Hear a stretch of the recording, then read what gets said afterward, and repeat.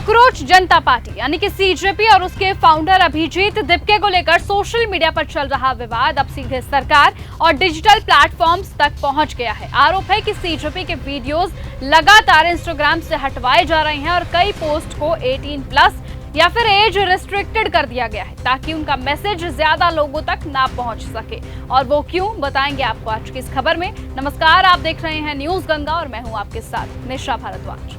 दरअसल पूरा मामला तब गरमाया जब अभिजीत दिपके ने एक वीडियो में सीबीएसई स्टूडेंट वेदांत के केस का जिक्र करते हुए मौजूदा शिक्षा मंत्री धर्मेंद्र प्रधान से इस्तीफे की मांग कर दी। उनका दावा था कि परीक्षा प्रणाली में गड़बड़ियों, पेपर लीक और गलत मूल्यांकन जैसी समस्याओं के चलते छात्रों का भविष्य प्रभावित हो रहा है और इसी के आधार पर उन्होंने सरकार से जवाबदेही और मंत्री के इस्तीफे की मांग उठाई थी। लेकिन आरोप है कि इस वीडियो को इंस्टाग्राम से हटा दिया गया जबकि इसे लाखों लोगों ने देखा था।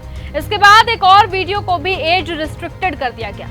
सीजेपी समर्थकों का ये दावा है कि सिर्फ कंटेंट मॉडरेशन नहीं बल्कि मैसेज दबाने की कोशिश है ताकि छात्रों और युवाओं तक ये मुद्दा ना पहुंचे। ये हो रहा है, नीट में बच्चे सुसाइड कर रहे हैं। कब तक हम अपने बच्चों के फ्यूचर के साथ, स्टूडेंट्स के फ्यूचर के साथ ऐसा खिलवाड़ करते रहेंगे? और मुझे तो लगता है अब इसके बाद तो, इतनी सारे मिसमैनेजमेंट के बाद तो, जो नीट में स्टूडेंट्स ने सुसाइड करी है और अभी जो वेदांत ने केस सामने लाया है जिसमें उसकी गलत मार्कशीट चेक की गई है, उसके बाद तो मुझे लगता है कि धर्मेंद्र प्रधान जी जो हमारे एजुकेशन मिनिस्टर है उनको रिजाइन करना चाहिए।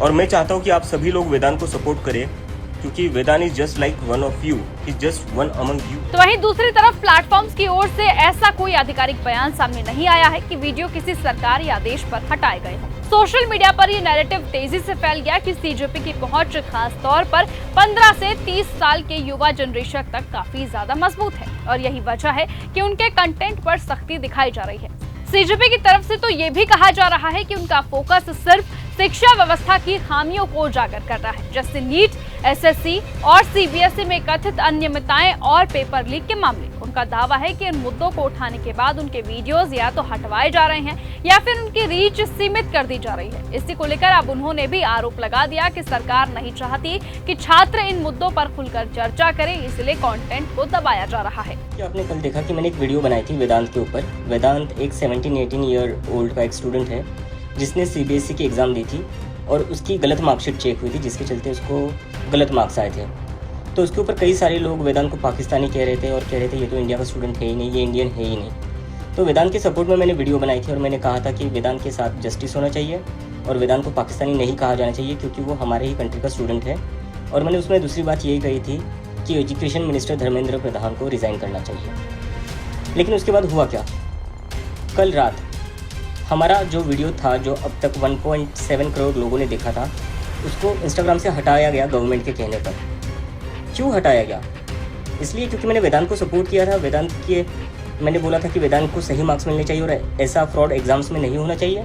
या इसलिए हटाया गया क्योंकि मैंने कहा था कि एजुकेशन मिनिस्टर को रिज़ाइन करना चाहिए उनके फेलियर के लिए।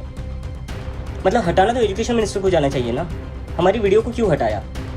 और ये ऐसे कैसे चल सकता है?